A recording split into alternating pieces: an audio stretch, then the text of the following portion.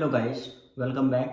I am Dhananjay Vajpayee और आज मैं आपको आरबीआई ग्रेड बी के बारे में कि नोटिफिकेशन कब आने वाला है, सैलरी में क्या हाइक हुआ है, प्रिपरेशन कैसे करें, कहां से स्टार्ट करें और सिलेबस क्या क्या होता है, इन सब के बारे में मैं आपको इस वीडियो में बताने जा रहा हूं, तो मेरे साथ बने रहिए। सबसे पहले हम बात करते हैं कि आरबीआई ग्रेड बी क्या है। देखिए, आरबीआई ग्रेड बी आपकी यूपीएससी के बाद सेकंड नंबर की एक ऐसी जॉब है जहां पर आपको सैलरी के साथ साथ आपको रिस्पेक्ट भी मिलती है और कहीं ना कहीं आपको जो एक स्टूडेंट एक अपनी जॉब में एक चाहता है कि नहीं, हाँ मुझे ऐसी जॉब चाहिए, वही आरबीआई ग्रेड बी की जॉब है। और ग्रेड बी की जॉब में जो जो चीज़ें एकोमोडेशन जो जो मिलने चाहिए वो आपको यहाँ पर मिलते हैं। तो सबसे पहले बात करते हैं हम नोटिफिकेशन की। तो आरबीआई ग्रेड बी का आपका जो नोटिफिकेशन है वो आपका जनवरी लास्ट में आपका आएगा, क्योंकि लास्ट ईयर का जो भी वैकेंसीज थी वो अभी हाल ही में उनको फाइनल रिजल्ट आके दिसंबर में जो भी स्टूडेंट्स हैं उनकी ज्वाइनिंग कंप्लीट हो जाएगी। इसके बाद आरबीआई ग्रेड बी और असिस्टेंट का नोटिफिकेशन जनवरी में आपका निकाल देगी और जनवरी के बाद आपका पूरा एग्जाम्स वगैरह का प्रोसीजर जो है वो स्टार्ट हो जाएगा। नेक्स्ट हम बात करते हैं सैलरी की। तो सैलरी में आपका जो मैं एक मोटा मोटा आपको सैलरी बताता हूँ कि जो एनुअल सैलरी अभी तक थी आरबीआई में वो आपकी 30 लैक्स के करीब अराउंड पैकेज था। जैसा एसबीआई पीओ में आपका annually 13 lakhs to 15 lakhs vary करता है, सेम इसी तरीके से आपका आरबीआई में है। लेकिन अभी हाल ही में सैलरी में आपका जो हाइक हुआ है वो आपका बेसिक में हुआ है। आपका जो बेसिक था वो 56 से 57% आपका बेसिक में हाई हो चुका है, जिससे आपकी जो सैलरी पहले 90,000 के आसपास मिलती थी वो अब बढ़ के 1,25,000 से 1,30,000 आपकी हो गई है।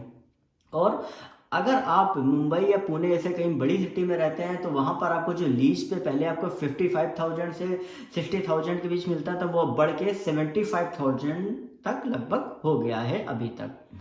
तो सैलरी एक तरीके से देखा जाए तो सैलरी में भी आपको काफ़ी बड़ा हाइक देखने को मिला है। यही कारण है कि यूपीएससी के जो एस्पिरेंट होते हैं वो उस यूपीएससी के बाद सेकंड नंबर आपका आरबीआई ग्रेड बी के लिए जाते हैं, क्योंकि इसका जो एक सैलरी है और जो एकोमोडेशंस आपको मिलते हैं वो बहुत ही अच्छे मिलते हैं।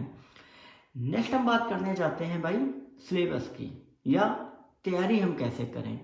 तो सबसे पहले मैं आपको बता दूं कि जितने भी बिगनर्स होते हैं उनको एक चीज़ बहुत ही अच्छे से ध्यान रखनी चाहिए कि जब भी वो तैयारी करना स्टार्ट करें सबसे पहले वो एक मॉक लगाएं। मैंने आपको एक लिंक डिस्क्रिप्शन में दिया हुआ है ओलिव बोर्ड का, आप वहाँ पे जाइए और उस मॉक को अटेम्प्ट करिए। आप जब उस मॉक को लगाएंगे तो आपको ये पता चलेगा कि आपकी प्रिपरेशन उन सब्जेक्ट्स में कैसी है और आपको कैसे क्या आगे प्रिपेयर करना है। तो इसके लिए सबसे पहले हम चलते हैं कि भाई क्या क्या सिलेबस में होता है, प्री होता है, मेंस होता है, कैसा क्या रहता है। तो मैं आपको बताता हूँ कि इसमें आपका प्री और मेंस होता है और फाइनल आपका इंटरव्यू होता है। तो इसमें प्री में आपका जो होता है वो 4 सब्जेक्ट आते हैं। पहला होता है जीके का, दूसरा होता है इंग्लिश, तीसरा रीजनिंग, चौथा कॉन्ट। जीके आपकी 80 मार्क्स की आती है, रीजनिंग 60 मार्क्स की आती है, इंग्लिश 30, कॉन्ट आपकी 30 की आती है। हाँ, एक और चीज़, अगर यहाँ पे आप जीके और रीजनिंग अच्छे से कर लेते हैं तो आपको सिर्फ इंग्लिश और कॉन्ट में आपको क्वालिफिकेशन मार्क्स ही उसमें लाने होते हैं।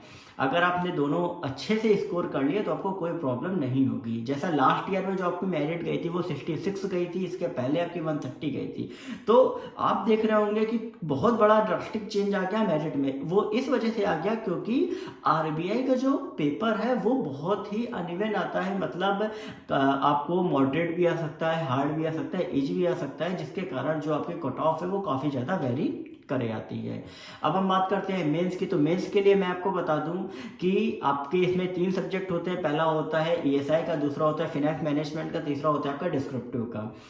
पहले ईएसआई और फाइनेंस मैनेजमेंट आपका दोनों ऑब्जेक्टिव आते थे और डिस्क्रिप्टिव का आपका डिस्क्रिप्टिव ही रहता था। लेकिन अभी आरबीआई ने चेंज करके फाइनेंस और ईएसआई के 50% आपका ऑब्जेक्टिव कर दिया है और 50% आपका डिस्क्रिप्टिव कर दिया है, क्योंकि कहीं ना कहीं कंपटीशन बढ़ रहा है जिसके कारण, और आपका डिस्क्रिप्टिव जो है वो आपका डिस्क्रिप्टिव ही रह गया है। तो अब मैं आपको, क्योंकि देखिए पढ़ने के लिए आपके पास बहुत सारे प्लेटफॉर्म है, आप कहीं से भी पढ़ सकते हैं, अन अकेडमी, कहीं की भी पीडीएफ या ओलीबुक कहीं से भी आप ले सकते हैं। लेकिन यहाँ पर मैं आपको एक स्पेशलाइज बुक बता रहा हूँ कि एएसआई के लिए आप रमेश सिंह की पढ़ लीजिएगा, और फाइनेंस मैनेजमेंट के लिए आप प्रसन्ना चंद्रा की बुक आती है, उनमें आपको मेन मेन चैप्टर्स कुछ पढ़ने होते हैं, वो आप बहुत ही अच्छे से पढ़ लीजिएगा। बाकी इसके अलावा आप के पास ऑलरेडी पीडीएफ या कहीं से भी आप किसी भी प्लेटफॉर्म से आप तैयारी कर सकते हैं। तो ये मैंने आपको बेसिक मैंने आपको चीज़ें बताई जो आरबीआई ग्रेड बी के लिए बहुत ही ज़्यादा इम्पोर्टेंट होती हैं।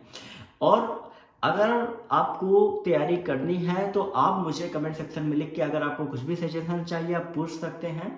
इसके साथ ही साथ जो भी इसके अलावा जो आपकी अपडेट्स रहेंगी, नोटिफिकेशन, एडमिट कार्ड, एग्जाम्स की, वो आपको इस चैनल पे टाइम टू टाइम मैं आपको अवेलेबल कराता रहूँगा। तो मेक श्योर आप चैनल को सब्सक्राइब करना मत भूलें, साथ ही साथ बेल आइकन को जरूर दबाएं, और अगर आपको ये वीडियो अच्छी लगी तो वीडियो को लाइक करना मत भूलें।